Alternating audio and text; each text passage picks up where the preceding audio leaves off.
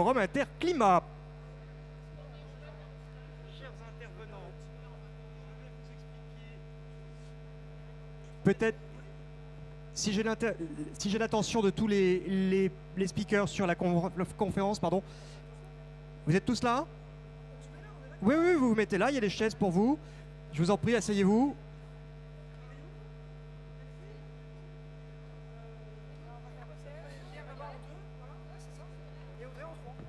Voilà, alors, juste, je vais vous demander quelques petites secondes d'attention afin de parler au micro sans que vous soyez interrompus. La première chose, c'est de le tenir sur le haut, de manière à ne pas masquer la cellule ici, sinon on va avoir des pertes de signal. Et la deuxième chose, c'est de poser le micro sur votre menton, de manière à ce que le micro suive vos mouvements de tête et vous puissiez vous adresser à tout le monde sans que personne ne perde vos paroles. Qui prend la parole en premier ? Je crois que c'est moi. Très bien. Bonjour à tous, merci d'être présent. Merci à Romain Ruyard, organisateur en chef des professionnels du gaz, de nous avoir associés. Donc moi je suis Jean-Charles Collaroy, je préside la fédération Coenov, qui veut dire complémentarité des énergies nouvelles. Et donc on va parler lors de cette table ronde du gaz dans le mix énergétique et sa décarbonation. Je vous ai remis ici les acteurs qui sont membres de Coenov. Vous voyez, on est une fédération très représentative de l'ensemble des grands industriels franco-européens du chauffage et de l'efficacité énergétique dans le secteur du bâtiment. N'hésitez pas d'ailleurs à aller les voir, ceux qui ont un stand, ou sur le stand des professionnels du gaz, bien sûr, ceux qui ont à la fois aussi des pompes à chaleur hybrides en particulier à montrer. Donc vous voyez Ariston, Atlantic, Bosch, De Dietrich, Vaillant, Wiesmann, Frisquet, Saunier Duval, Poujoula. Aussi toutes les organisations professionnelles du secteur du bâtiment, la FFB, la CAPEB, le SINASAF, tous les artisans, toutes les entreprises qui installent, qui entretiennent les solutions, les distributeurs, Coedis, l'Union sociale pour l'habitat, avec Isabelle Clavel qui est déléguée générale de Coenov. On était au congrès des bailleurs sociaux la semaine dernière à Montpellier, donc on suit leur actualité et ils nous irriguent de leurs travaux. Et puis bien sûr tous les acteurs et les professionnels du verdissement du gaz, GRDF en particulier, France Gaz Liquide, Caligaz aussi qui va intervenir, Marion, France Hydrogène, et puis les entreprises locales de distribution, Gaz et Territoire, le nouveau nom du SPEGN, et puis bien sûr France Gaz Renouvelable. Alors, nous, ce qu'on promeut chez Coenov, c'est le triptyque que vous voyez derrière moi, c'est priorité à la baisse des consommations. Et nous, c'est le message qu'on veut vraiment promouvoir, c'est que pour bien dimensionner les installations, il faut d'abord baisser les consommations, et ça passe par l'isolation des bâtiments, mais aussi toutes les actions de sobriété. Par exemple, Coenov est membre du plan bâtiment durable et aussi du collectif Rénovons. Et donc, on agit aussi pour essayer de d'abord baisser les consommations, sobriété, efficacité énergétique, rénovation des bâtiments. C'est vraiment la priorité. Ensuite, verdissement du vecteur gaz. En France, on a une chance aujourd'hui, c'est qu'on va pouvoir verdir la totalité de nos consommations de gaz en une vingtaine d'années. Et puis aussi, bien sûr, promouvoir les innovations de la filière. Ça passe par la chaudière très haute performance énergétique, mais aussi l'hybridation des systèmes. Jeudi dernier, j'étais à un club industrie dans le Val-de-Loire. C'est aussi des innovations dans le secteur de l'industrie. Il y a une chaudière qui s'appelle chaudière oxycombustion, chaudière choc, qui permet aussi de réduire drastiquement les consommations. Mais donc, vous voyez, on va pouvoir passer donc, en quelques années de 400 TWh de consommation de gaz, c'est la consommation de gaz aujourd'hui, tous usages confondus, à 200 TWh en 20-25 ans. Et dans le même temps, on a une trajectoire de verdissement du vecteur gaz où on passe de 12-13 TWh aujourd'hui à 60 TWh, 20% de la consommation en 2030. 120 TWh, 40% de la consommation en 2035 et entre 2040 et 2050, 100% de la consommation de gaz qui sera couverte par des gaz verts. Et la France même pourra être exportatrice de gaz vert puisqu'on a un potentiel de 320 TWh de gaz vert, là où la consommation sera plutôt entre 200 et 250. C'est vraiment une chance pour notre pays. Ça fait d'ailleurs de notre pays le premier pays en Europe pour la capacité à produire des gaz verts. En Allemagne, ils ont 800 TWh de conso de gaz, nous 400 qui va passer à 200. Donc on voit que ce n'est pas les mêmes chances et les mêmes potentiels. Un petit mot aussi sur l'hydrogène. L'hydrogène est aussi une des pistes qui peuvent être développées dans la grande famille des gaz verts. Il y a le bio-CH4. sûr, mais il y a aussi dans la famille des gaz verts l'hydrogène à produire de façon décarbonée. Et vous avez des membres de Coenov, des industriels qui eh bien, développent aussi des chaudières à hydrogène, à la fois de l'hydrogène qui pourrait être transporté dans les réseaux de distribution ou réseaux de transport, mais aussi de l'hydrogène qui peut être fait in situ. Vous avez un exemple là sur le stand des professionnels du gaz de Dietrich, qui est un des acteurs qui fabrique une chaudière avec de l'hydrogène et du mix produit in situ. Aujourd'hui, vous savez, on est très inquiet des mesures du gouvernement qui viennent faire des coupes sombres dans les budgets de la transition écologique. Quand on voit la baisse des crédits sur la rénovation des bâtiments, c'est très inquiétant parce que eh bien, c'est ce qui permet de d'abord baisser les consos pour bien dimensionner les appareils. Et je veux vous dire pourquoi la place du gaz est importante. D'abord parce qu'on ne pourra pas tout électrifier. Dans le secteur du bâtiment, il y a des études qui ont montré qu'il y a plus de 30% des cas où on ne peut pas mettre des solutions électriques. C'est un sujet de pouvoir d'achat aussi parce que les solutions gaz sont des solutions robustes, souvent produites par des industriels franco-européens, là où la solution élec, pompe à chaleur, c'est souvent l'industrie asiatique qui maîtrise ces technologies-là. Et puis, ce sont les solutions gaz qui sont bon marché par rapport aux solutions élec. Vous voyez, une chaudière, c'est aujourd'hui entre 4 et 5 000 euros, là où une pompe à chaleur est à 15 ou 20 000 euros. Donc, on voit bien que à la fois pour des raisons techniques, on ne pourra pas tout électrifier, mais aussi pour des sujets de pouvoir d'achat et de robustesse des solutions, il y aura un enjeu à conserver un mix.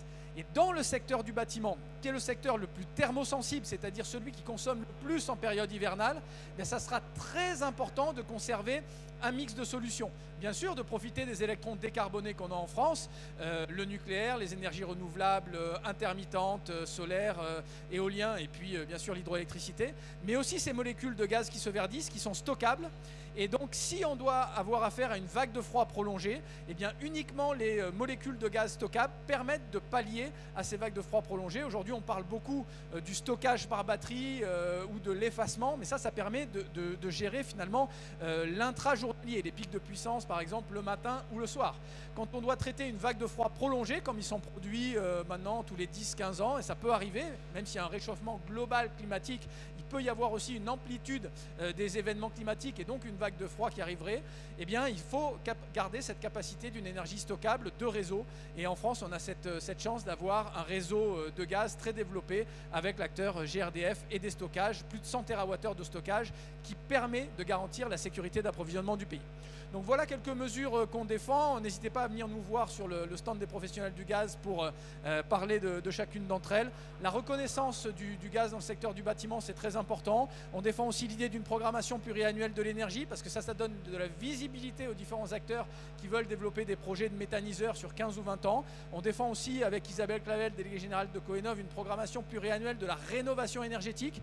Là aussi, avec les acteurs du bâtiment, ça permettrait de défendre une trajectoire de rénovation et d'avoir la stabilité et la lisibilité qui sont attendus. Et puis bien sûr aussi une baisse de TVA sur les contrats de fourniture de gaz vert à plus de 50%. Aujourd'hui, vous prenez un contrat dans un réseau de chaleur urbain, vous avez une TVA à 5,5 parce qu'il est décarboné à plus de 50%. Celui qui fait l'effort aujourd'hui de prendre un contrat de gaz vert à plus de 50%, il a encore une TVA à 20%, ça ne fait pas de sens. Il faut certes demain se passer des énergies fossiles, mais il faut aussi valoriser ceux qui font des efforts. Donc, et puis l'autoconsommation collective de gaz, j'en dis un mot pour conclure, ça c'est très important, c'est vous avez un méthaniseur sur un territoire à l'échelle d'un canton, eh bien vous pouvez valoriser une boucle locale d'énergie. On était avec les bailleurs sociaux, il y avait des AAP, des appels à projets gaz vert, vous récupérez les déchets agroalimentaires des bailleurs sociaux, vous alimentez un méthaniseur avec les déchets d'un agriculteur, vous faites du biogaz, réutilisé en boucle locale d'énergie, et ça fait du sens pour les consommateurs, et c'est important pour faire la transition énergétique. Demain, l'énergie va coûter plus cher. Le biogaz, ça coûte plus cher que le gaz fossile, c'est vrai. Mais les baisses de consommation vont permettre que globalement, la facture reste à peu près la même. Et côté élec, il y aura aussi énormément d'augmentation du prix de l'énergie, puisque les énergies électriques intermittentes vont nécessiter un développement de réseau et de stockage qui sera aussi très important. Et le nouveau nucléaire coûtera plus cher. Donc globalement, on se projette dans un monde où l'énergie va coûter plus cher, mais elle sera décarbonée. Et avec les baisses de consommation, sobriété, efficacité, on s'y retrouvera. Voilà, merci à tous et n'hésitez pas à passer voir Coenov sur le stand des professionnels du gaz. Merci Jean-Charles. On va passer maintenant à l'aspect Pratico-pratique. Pratique, un petit focus sur le gaz vert. Alors, donc je suis Pierre Guerbet, je suis en charge du marché des particuliers chez GRDF, donc GRDF, le distributeur de gaz naturel. Avant de rentrer dans le détail on va dire de la méthanisation et du gaz vert, hein, comme tu l'as souligné tout à l'heure Jean-Charles, il y a deux grandes étapes avant d'arriver au gaz vert, hein. C'est avant tout la sobriété, faire en sorte que nos clients aujourd'hui, le premier vecteur de décarbonation, c'est la sobriété, faire baisser les consommations chez nos clients, faire en sorte que la filière aujourd'hui appuie ses discours auprès des clients pour pousser des températures de consigne plus basses, mettre en place des thermostats, en tout cas faire baisser de manière assez simple les consommations. La deuxième étape, c'est l'efficacité. J'ai une vieille chaudière, pousser à passer sur une chaudière plus moderne, THPE, qui va assurer 20-30% de consommation de gaz en moins, voire sur une PAC hybride, le combo entre une chaudière et une petite pompe à chaleur. Et une fois que j'ai franchi ces deux étapes, passer effectivement au gaz vert. Alors le gaz vert, est-ce que c'est une réalité ? Alors je vais faire la réponse, hein. Bien sûr que c'est une réalité. Aujourd'hui, on a dans le réseau de gaz environ 3% de la consommation, donc qui est issue de la méthanisation. Vous voyez sur cette carte derrière moi, donc la carte de France, avec une projection du nombre de stations ou de méthaniseurs qui devraient injecter d'ici la fin de l'année, donc 744. À ce matin, il y en avait 704. Donc on a encore 3 mois pour récupérer les 40 prochains. 700 unités de méthanisation pour ceux qui circulent un petit peu en France, hein, si vous sillonnez un peu nos campagnes, vous avez dû en voir quelques-unes. C'est l'équivalent aujourd'hui de 2 réacteurs nucléaires en termes de puissance installée. Et on a dans nos projets plus de 1000 projets de ce type-là aujourd'hui. Donc il y a une vraie réalité sur le terrain, une vraie réalité de territoire, des implantations à venir et des implantations aujourd'hui qui injectent dans le réseau. 3% aujourd'hui et un peu plus demain. Je reviendrai dessus un petit peu plus tard. On parle beaucoup de méthanisation, on va dire c'est la technologie la plus mature, hein. La méthanisation agricole, la méthanisation des déchets agricoles. On a deux autres types de technologies. La pyrogazéification qui va être la méthanisation des déchets de bois, donc du bois qu'on ne pourra pas utiliser dans l'industrie, donc des déchets de bois. Et puis arrive également la gazéification hydrothermale, c'est tout ce qui est méthanisation de déchets humides, donc par exemple les bouts de stations d'épuration. Aujourd'hui, les bouts de stations d'épuration partent en incinération. Plutôt que de les incinérer, autant les méthaniser pour qu'on puisse produire du gaz vert. Et arrivera, comme tu le soulignais tout à l'heure Jean-Charles, hein, il y aura un petit peu d'hydrogène également qui arrivera dans nos réseaux, parce que l'hydrogène fait partie également des gaz verts. Donc aujourd'hui, on a une palette de technologies qui nous permettra demain de répondre aux enjeux de production de gaz vert et surtout à nos objectifs de consommation. Et la consommation aujourd'hui, on va vers une consommation qui va aller de manière décroissante en termes de gaz. On parlait de sobriété, on parlait d'efficacité. D'ici 2030, on souhaite que 20% du gaz vert soit injecté dans le réseau, donc couvre 20% de la consommation. 2035, ça sera environ 40%. Et 2050, 100%. 100% du gaz qui circulera dans les réseaux sera du gaz vert. Donc c'est 2050, c'est demain, hein, c'est dans 25 ans. On l'a vu, il y a des différentes technologies qui vont nous permettre de faire cette production. Ce qui est intéressant de voir sur ce slide, donc vous avez sur la partie gauche la consommation, c'est-à-dire qu'on va pouvoir couvrir l'intégralité de la consommation des Français avec du gaz vert en 2050. Par contre, vous avez sur la partie droite la partie production. On sera aujourd'hui en capacité de produire beaucoup plus de gaz vert qu'on va en consommer. Donc on sera peut-être exportateur de gaz à terme. Donc c'est plutôt vraiment un signal positif pour les années à venir. Et tout ça pour quel impact en termes d'environnement? Alors on vous a représenté sur ce schéma un certain nombre de technologies avec différentes énergies, électrique, fuel, gaz. On voit aujourd'hui qu'un client qui a une vieille chaudière, s'il passe sur une pompe à chaleur hybride, pack hybride, va pouvoir diminuer par 4 ses impacts en termes d'émissions de gaz à effet de serre. Et si il utilise sa pack hybride avec un contrat de gaz vert, il va diviser par 20 son impact.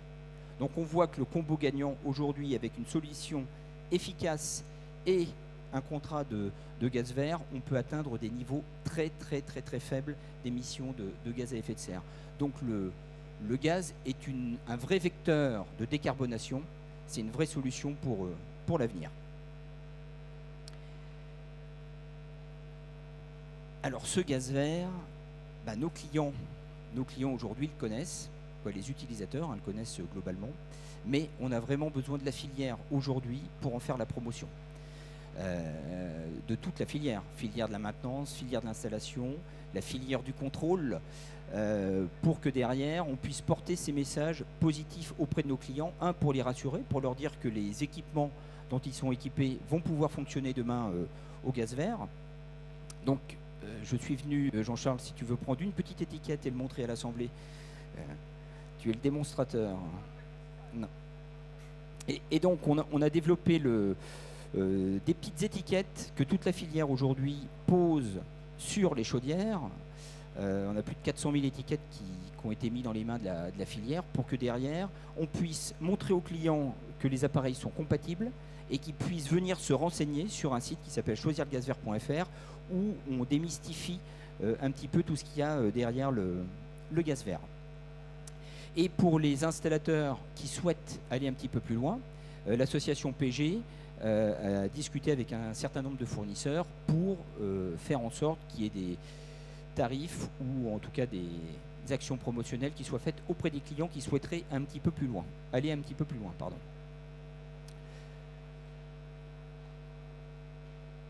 On parlait de filière, d'installation. On a vu un certain nombre, vous avez quelques exemples ici là, sur la planche, où vous avez des installateurs qui se sont vraiment engagés, qui font la promotion à la fois sur leurs véhicules, sur leurs vêtements de travail, sur leurs outils du quotidien pour porter ce gaz vert auprès des clients. Vous avez un certain nombre de fabricants, d'ailleurs tous présents au sein du village PG, qui font cette promotion également. Vous verrez d'ailleurs apparaître cette petite étiquette sur toutes les chaudières, ce qui est important. Les collectivités s'engagent également. Vous allez voir fleurir un petit peu partout des panneaux. D'ailleurs, vous avez un exemple sur notre stand, des villes engagées gaz vert, qui montrent l'intérêt de la collectivité aujourd'hui à s'embarquer dans cette démarche, parce qu'il y a un méthaniseur, parce qu'ils ont envie d'alimenter leurs bâtiments publics avec des contrats de gaz vert, parce qu'ils ont envie de faire fonctionner leur économie locale s'il y a plusieurs méthaniseurs sur le secteur. Et puis on a des constructeurs, des promoteurs qui s'engagent également et qui font la promotion du gaz vert auprès des clients utilisateurs des installations. Donc il y a toute une filière qui s'engage. Et c'est extrêmement important que toute la filière s'engage. Ce n'est pas uniquement un combat on va dire de GRDF et des professionnels du gaz. C'est une filière beaucoup plus large. Et si vous voulez aller plus loin, on ne va pas vous laisser une demi-heure pour flasher les codes, mais en tout cas pour ceux qui souhaiteraient commander des petites étiquettes pour les poser chez les clients, n'hésitez pas à flasher le QR code qui se trouve à gauche. Et pour ceux qui souhaiteraient en savoir plus sur le gaz vert, il faut flasher celui de droite. Merci à tous pour votre engagement. Merci Pierre. Merci Pierre pour la partie gaz de réseau. Et donc Audrey Galland, directrice générale de France Gaz Liquide, va nous expliquer ce qui se passe maintenant en ruralité, dans les territoires où il n'y a pas forcément ces types de réseaux. N'est-ce pas Audrey ? C'est exactement ça, mon cher Romain. Merci beaucoup pour cette invitation, Romain, et cette possibilité de rappeler quelque chose que l'on oublie parfois en France. Lorsqu'on parle d'énergie en France, on parle énormément d'énergie en réseau, et c'est bien normal. L'immense majorité des consommations se font sur les zones urbaines françaises, là où il y a des énergies en réseau. Pour notre part, France Gaz Liquide, nos adhérents sont Antargaz, Butagaz, Primagaz, Engie également, parce qu'il y a des réseaux de propane en Corse, ainsi que tous nos adhérents qui permettent la distribution de cette solution gaz hors réseau. Antargaz, Butagaz, Primagaz sont des noms qui parlent énormément parce qu'on les voit pour les Parisiens qui sont ici dans la salle lorsque l'on part en vacances. Et si l'on n'habite pas à Paris, eh bien, toujours à côté de chez soi, de manière à pouvoir avoir une solution gaz, soit pour cuisiner, soit pour du chauffage, de l'eau chaude sanitaire, ou encore pour de nombreux usages industriels. Donc, le gaz liquide, le butane, le propane, ce sont des solutions gaz, exactement comme le méthane et le biométhane dont nous venons de parler, et qui sont utilisés là où il n'y a pas de réseau. Et c'est là-dessus en fait qu'on a eu un point à creuser parce qu'il n'est pas habituel d'entendre parler de gaz là où il n'y a pas de réseau de gaz naturel. Une question qu'on nous pose souvent, c'est comment finalement est-ce que vous fabriquez ces molécules de biopropane ? Les gaz liquides, vous en avez souvent entendu parler historiquement même comme du GPL, le gaz de pétrole liquéfié. Pourquoi ? Parce que les gaz liquides sont un coproduit systématique qui sortent des raffineries. Vous avez à gauche une raffinerie, qu'est-ce qu'on fait ? On envoie des hydrocarbures dans une tour de distillation et on sort toute une série de produits, ou de coproduits plutôt pétroliers, du diesel, du kérosène, du naphtha, qui est une solution gazeuse également, et du propane. Lorsque l'on veut obtenir du biopropane, eh bien c'est la plupart du temps que l'on convertit, et c'est le cas sur 2 unités en France. On convertit une unité de raffinage en unité de bio-raffinage. C'est le cas, je vous disais, à la Med, c'est le cas également plus près d'ici, à Grand Puy. On modifie en réalité l'intrant. On modifie l'intrant, on apporte des huiles végétales, des graisses animales, des huiles de cuisson usagées et on coproduit l'intégralité de ces produits. Donc ça, je vous parle là, contrairement à ce que vous présentez tout à l'heure Pierre, vous disiez il y a d'autres technologies qui pourront être utiles. Ça, c'est la technologie qui aujourd'hui existe, qui est une technologie mature, qui est utilisée et pour laquelle nous savons que de manière certaine, sur cette unique technologie, donc sans la partie pyrogazéification notamment et toute la partie e-gaz, e-fuel qui va venir, eh bien notre filière dit oui, nous savons qu'en 2033, nous aurons 10% de biopropane issus de cette technologie-là qui pourra arriver. Les nouveautés, les innovations technologiques permettront également d'utiliser toute une série d'autres intrants. Alors la ruralité, ce sont de plus faibles consommations, parce que la ruralité, par définition, elle est moins dense. Néanmoins et malgré tout, en France, aujourd'hui, nous avons 24 523 communes en France qui n'ont pas de réseau de gaz naturel. On a 35 000 communes en France, on a appris historiquement 36 000 communes en France, on n'est plus qu'à 35 000 après redécoupage, mais 24 523 communes en France, on voit que c'est quand même une part importante du territoire, à la fois en unité administrative, mais également en superficie. C'est 80% de la superficie du territoire à couvrir et à approvisionner en solutions énergétiques hors réseau. Ce que nous avons travaillé également, c'était de mettre en cohérence, c'est le graphique que vous avez juste à gauche de la slide, la corrélation qu'il y a entre la présence de réseaux de gaz et l'absence de réseau de gaz. Et on voit très clairement que plus on est défini comme rural, dans les nomenclatures, il fallait bien qu'on s'attache à quelque chose, et bien moins il y a de réseaux de gaz naturel. Donc, butane, propane, biobutane, biopropane, eh bien oui, c'est une solution gaz ou une solution biogaz de la ruralité. In fine, qu'est-ce que je suis en train de vous dire? C'est que la question énergétique, c'est une question d'aménagement du territoire. On ne le traite pas aujourd'hui dans les politiques publiques. Nous parlions tout à l'heure des programmations pluriannuelles de l'énergie, des stratégies françaises énergie-climat. Et si on ne tient pas en compte de cette question d'aménagement du territoire, eh bien, j'ai croisé déjà pas mal d'installateurs qui me disaient « Mais oui, mais pour la ruralité, comment faisons-nous si on ne valorise pas les solutions d'énergie renouvelable qui permettent aux zones françaises les moins denses d'avoir également une transition énergétique qui soit faite. » Alors on pourrait nous répondre, bah oui, mais on peut aussi faire une transition énergétique grâce au réseau de chaleur urbain. Alors, en zone rurale, vous avez une petite carte là qui vous indique, dans les zones rouges, vous voyez les zones à potentiel de réseau de chaleur urbain. On voit très clairement que là encore, réseau de chaleur urbain en zone rurale, ça ne va pas être la solution privilégiée. On aura besoin, encore une fois, du biopropane pour y parvenir. L'électricité, alors l'électricité c'est encore autre chose, elle est présente partout, bien évidemment, l'électricité. Ce que vous voyez là derrière, c'est que néanmoins et malgré tout, la question de la densité populationnelle joue beaucoup également. Elle joue beaucoup parce que en France, vous avez un réseau de transport d'électricité et vous avez un réseau de distribution d'électricité. Le réseau de distribution d'électricité, comme le présente, je trouve, de manière très concrète et très parlante Enedis, il fait 35 fois en kilométrage, en réseau filaire, il fait 35 fois le tour de la Terre. Sur les zones urbaines, vous avez ce réseau filaire qui fait 20 fois le tour de la Terre vous avez 20% des abonnés. Vous avez, 80% des abonnés. Et sur la partie la plus longue de ce réseau de distribution de l'électricité, vous allez avoir uniquement 2% des abonnés qui vont y être. Donc on a aujourd'hui des réseaux qui sont plus longs pour distribuer de l'électricité, mais qui sont dimensionnés pour n'avoir que 2 abonnés sur 10 en électricité. Donc aujourd'hui, dire on va remplacer, il y a déjà eu un atelier qui s'est déroulé ce matin. Pour ceux qui l'ont entendu, vous avez eu des éléments complémentaires sur le stand des professionnels du gaz. Vous voyez qu'il y a néanmoins et malgré tout un impact si on se disait, eh bien, l'électricité est une solution à apporter pour décarboner l'intégralité de la ruralité. Les données que je viens de vous présenter, c'est vraiment une synthèse de manière à pouvoir mettre en avant le fait qu'il y a ce critère à traiter d'aménagement du territoire, cette question de densité populationnaire pour réussir à entraîner tout le monde dans la transition énergétique, que c'est dans ce cadre-là que la chaudière, la solution gaz vert, tous les éléments que Jean-Charles comme Pierre vous ont présentés tout à l'heure, eh bien, ils ont besoin d'être déclinés à la ruralité et que la solution gaz est une solution d'avenir pour les zones rurales.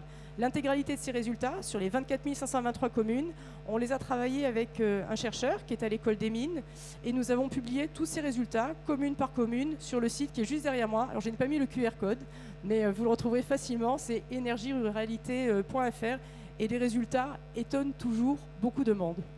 Non, je n'ai pas mis le QR code. .com, pardon, .fr.com. Et je crois que nous pouvons enchaîner. Merci Audrey pour cet éclairage. On peut l'applaudir.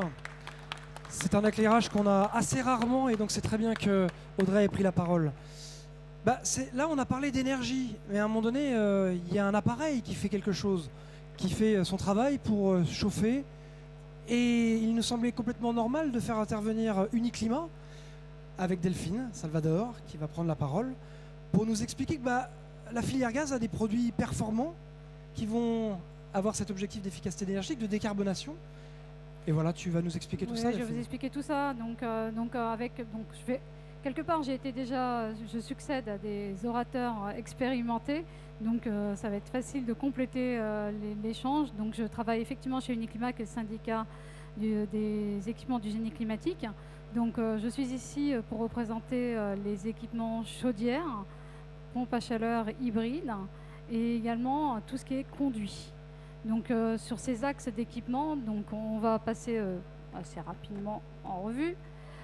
Concrètement déjà, l'aspect et aujourd'hui le mapping qu'on a au niveau de nos équipements qui sont aujourd'hui bien reconnus par les professionnels et les utilisateurs, puisque vous voyez derrière moi, donc on a 12 millions de clients gaz. Une maison sur 3 est chauffée au gaz et 1 sur 2 en logement collectif, ainsi que 1 sur 2 en tertiaire. Donc ça vous montre bien l'impact et la reconnaissance de la solution gaz dans notre environnement.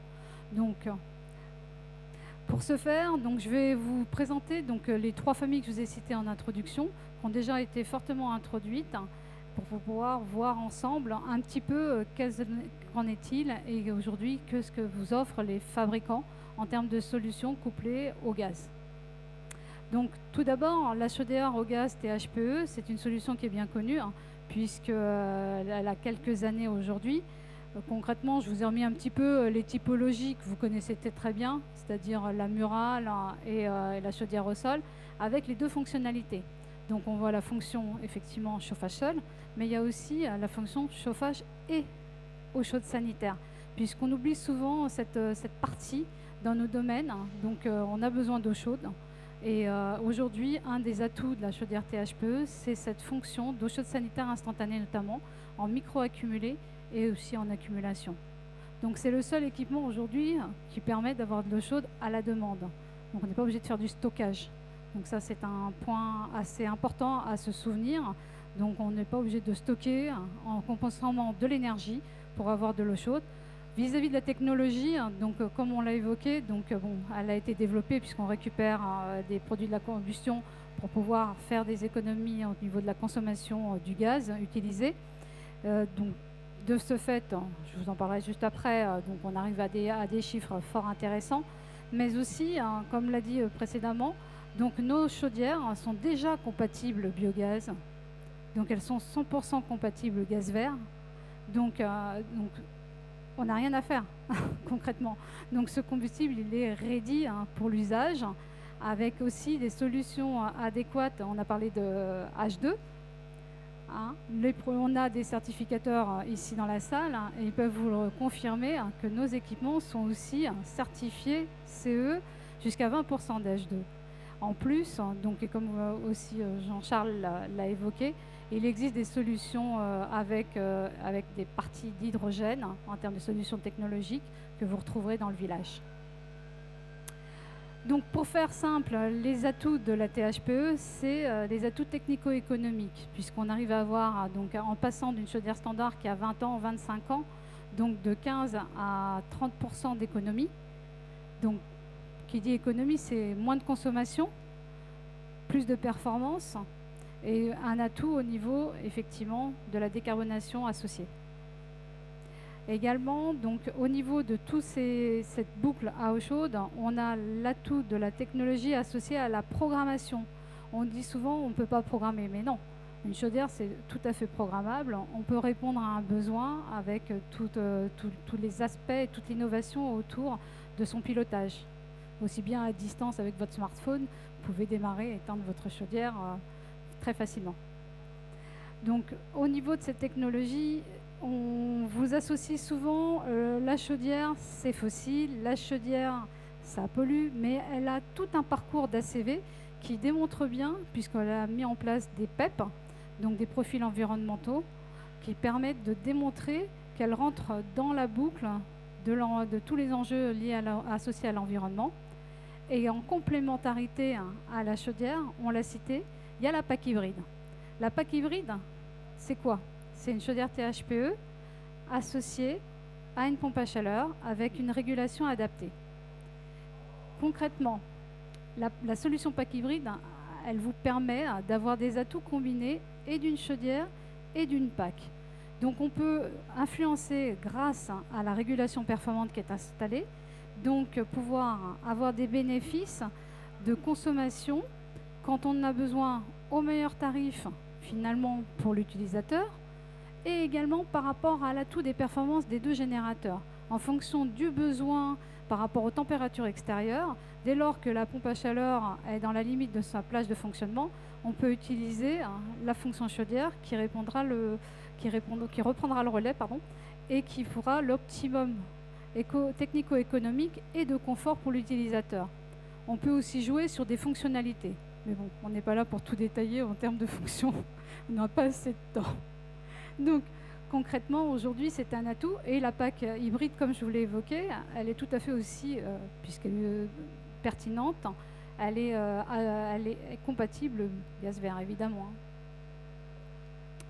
Ah oui, j'oubliais, c'est vrai. La PAC hybride, comme c'est un équipement qui est reconnu par les pouvoirs publics, puisqu'elle a des aides, elle a toutes les aides au même niveau qu'une simple PAC. Donc on peut avoir l'atout de la PAC hybride, donc pouvoir jongler sur sa consommation, la performance au niveau pour l'utilisateur, pour aussi tout ce qui est agrégateur, au cas où il y a des demandes fortes de potentiel d'électricité, comme on le disait, notamment en zone rurale. Donc utiliser principalement l'énergie gaz pour pouvoir fonctionner son système de chauffage et production de CS, et être éligible donc à toutes les subventions et aides associées, que ce soit les C2E, MaPrimeRénov' et les autres. Donc tout ce qui est prêt à taux zéro. Associé donc à ces systèmes, donc comme on l'a dit, donc au niveau de nos solutions, les fabricants sont prêts. Tout est disponible, vous avez toutes les solutions avec le gaz associé. Par contre, il faut, dans nos équipements, combiner cette solution avec tous les produits, ce qu'on appelle l'EVA-PDC, l'évacuation des produits de la combustion. Donc c'est toute la famille conduit qui s'inscrit dans cette démarche.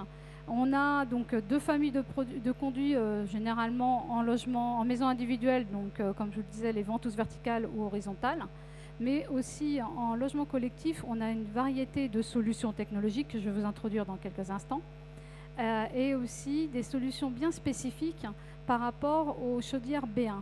Donc les chaudières B1, c'est des spécificités à la française. Donc on veut amener à évoluer puisqu'elles ont des rendements un peu plus faibles qu'une chaudière THPE pour pouvoir encore avoir une performance d'efficacité énergétique moins consommée et pouvoir agir sur ce levier. Donc Uniclimat avec la filière, on est en train d'écrire avec les professionnels un livre blanc de solutions techniques. Donc ils vont s'inscrire dans cette démarche, mais on vous en parlera un peu plus tard. Mais comme je vous l'évoquais, donc dans cette solution, pourquoi? Tout à l'heure, en préambule, je vous ai dit un logement sur 2 en collectif utilise des solutions en chaudière gaz, notamment, et également en tertiaire. Ici, si on fait un focus uniquement sur le logement collectif, on s'aperçoit qu'on a un potentiel de 2 millions donc, de logements qui sont actuellement chauffés au gaz avec une version B1 qui pourraient potentiellement faire un gain en performance d'efficacité en passant avec la THPE. Pour ce faire, il faut jouer non seulement sur les chaudières, mais je vous l'ai évoqué, elles sont disponibles, mais aussi sur toutes les familles de conduits. Et là, il y a eu tout un travail de la part des fabricants de conduits pour vous offrir toutes les technologies en fonction de chaque situation. On l'a dit, en France, on a une mixité énergétique en termes de combustible, on a une mixité de solutions, de logements, de typologies d'habitation et sur lesquelles on doit apporter des solutions partout, pas uniquement un seul modèle unique avec une seule énergie unique. Et c'est pourquoi, là aujourd'hui, vous voyez bien, donc par rapport à des conduits classiques individuels ou toutes les familles de conduits Schint, Alsace, VMC et ATG. Donc concrètement, ce qui est important de retenir, c'est que nous avons tous les atouts pour pouvoir avoir une performance énergétique efficace. Merci à vous. Merci Delphine. On a parlé d'énergie, on a parlé de matériel, et il nous semblait intéressant avec Marion Manieri, directrice générale de Caligaz Evonia, et moi-même, qui gère l'association des professionnels du gaz avec l'association Habitat Plus, de prendre la parole pour vous expliquer que c'est bien d'avoir une chaîne efficiente, mais il faut aller au bout du bout. Et avec Marion, on va nous expliquer comment tous les jours on va au bout du bout. Tiens Marion, je vais te laisser prendre la tablette.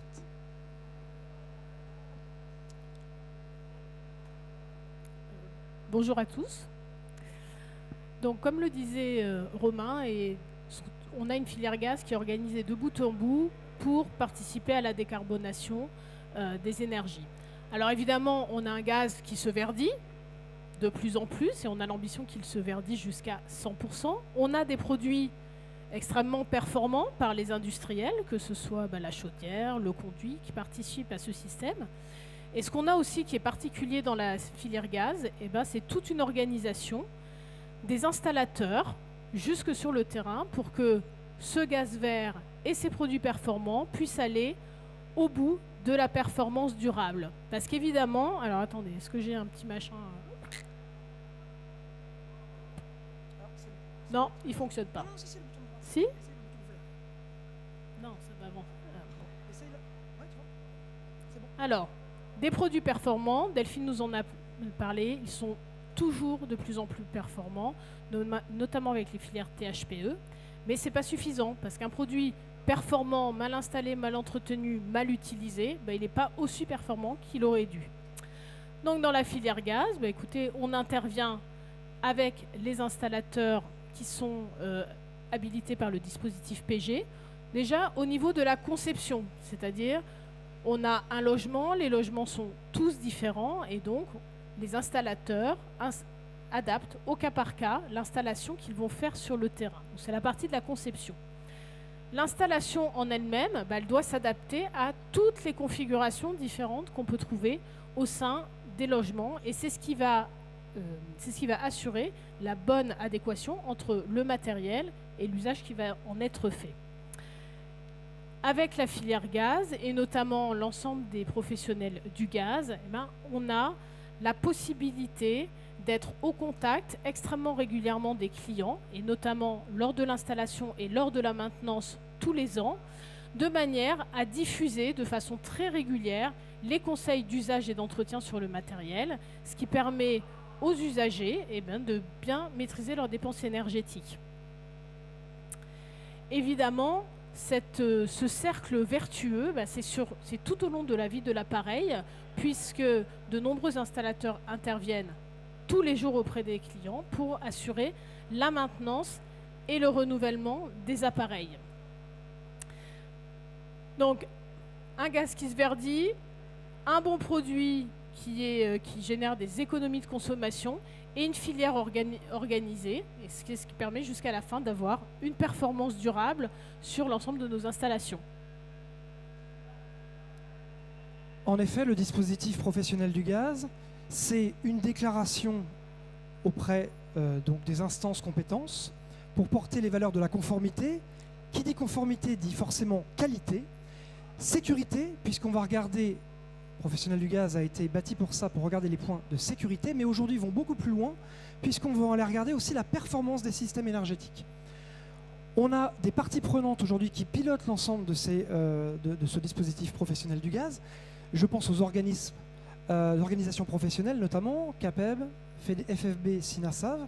Je pense aussi bien sûr au pouvoir public qui nous donne mandat depuis déjà 1986. Rappelez-vous comment on était en 1986. C'est un dispositif qui fonctionne et qui aujourd'hui n'a plus à démontrer son intérêt.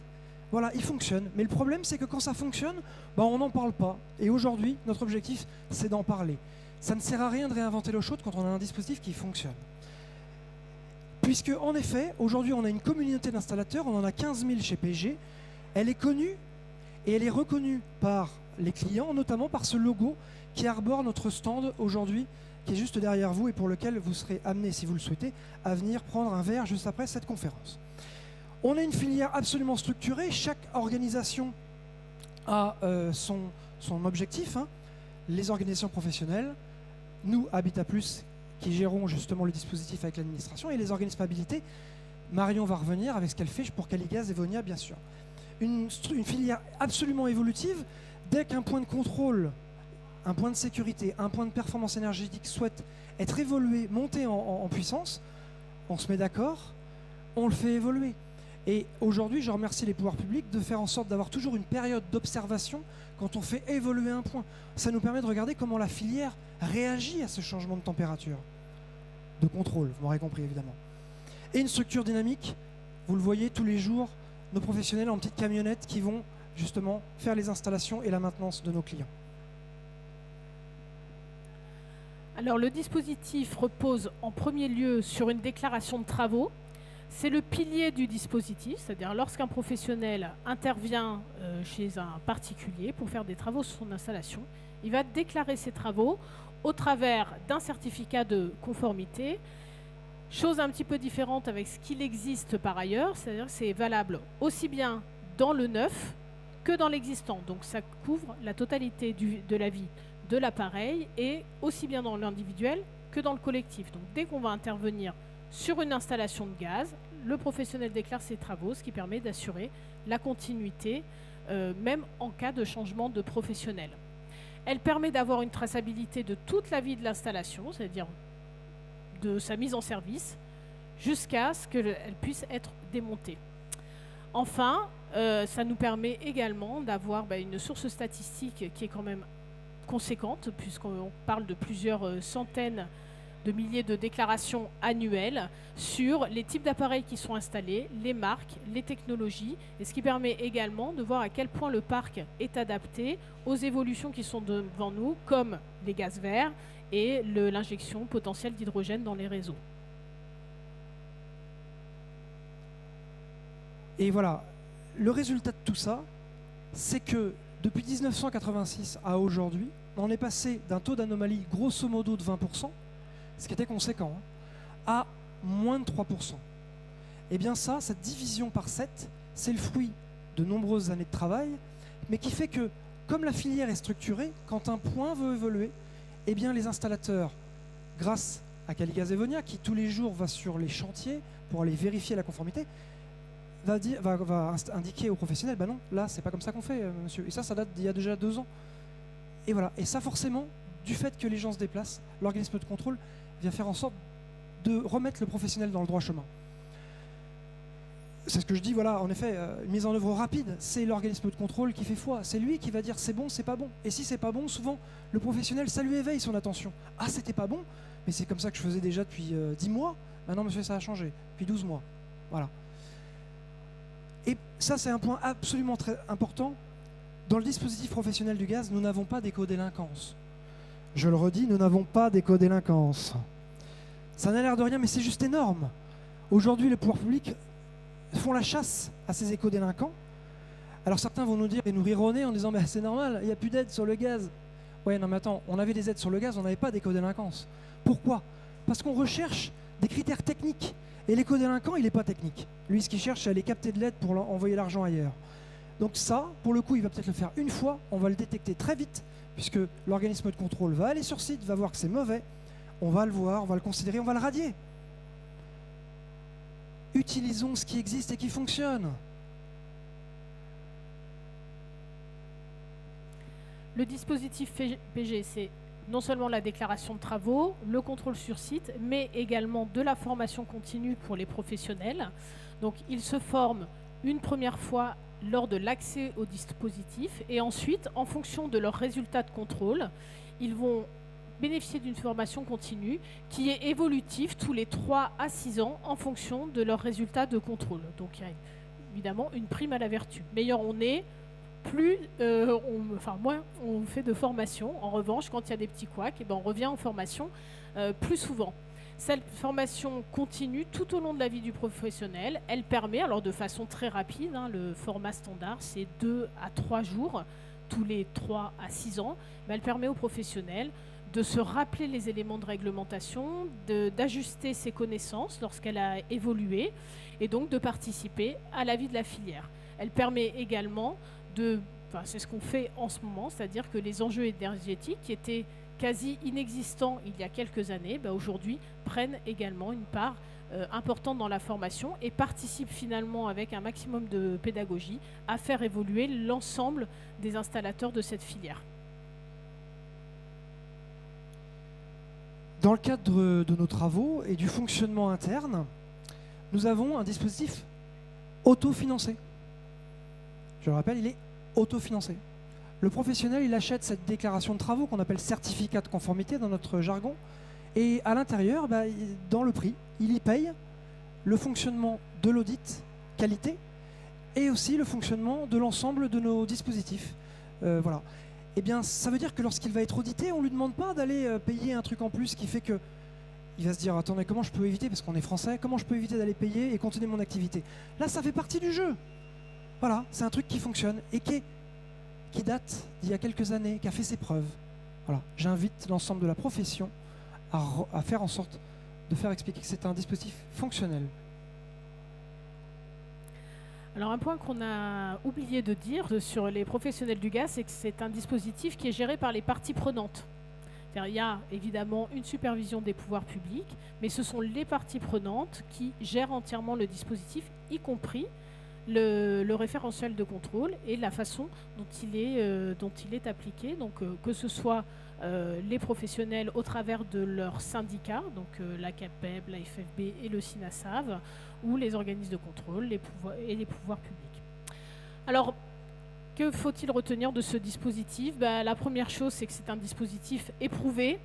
On n'en est pas à notre première année, ça fait déjà plusieurs dizaines d'années qu'il tourne et qu'il a permis d'améliorer la qualité et la sécurité des installations de gaz. C'est un dispositif qui est simple, peu coûteux et accessible à tous, puisqu'il y a des alternatives si on n'est pas professionnel du gaz. Alors c'est une minorité d'installateurs, mais il existe des alternatives pour rentrer dans le dispositif de déclaration de travaux. Et c'est un dispositif qui démontre une filière qui est engagée de A à Z sur la performance et sur la qualité de ces installations et leur durabilité. Je crois que nous avons terminé. Merci pour votre attention. Et merci d'être venu nous écouter si tardivement. C'est pour les questions là, c'est ça? Absolument, je vais m'adresser d'abord aux membres du public afin de connaître si l'un d'entre eux avec une question, une précision à apporter suite à cette conférence? Eh bien, ma foi, je crois que nous avons effectué un large balayage du sujet. Bravo mesdames, bravo messieurs. Merci de cette conférence et de votre présence sur le forum Interclimat. Je vous souhaite à tous un très bon salon. Nous sommes évidemment ouverts dans ce forum à d'autres discussions et d'autres cycles de conférences qui vont se poursuivre sur les 3 prochains jours. Bonne fin de salon pour cette journée de lundi. Merci encore et bravo à nos intervenantes et intervenants. Et bon salon Interclimat à tous.